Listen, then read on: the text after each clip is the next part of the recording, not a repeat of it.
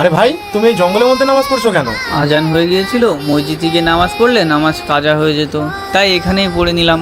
আসো, চাইলে তোমরাও পড়তে পারো। না না ভাই, আমাদের অনেক কাজ থেকেই ফ্রি হতে পারি না। যখন কাজ থেকে ফ্রি হব তখন পড়ে নেব। আমার তো সারাদিন ব্যবসার সামনে কেটে যায়। আর আমার তো সারাদিন রাইস মিলেই কেটে যায়। আরে তুমি আবার এখানে বসে পড়লে কেন? বাড়িতে যাবে না? আমার বাড়ি এই নদীর ওই পারে। যখন এই নদী শুকিয়ে যাবে তখন বাড়ি চলে যাব।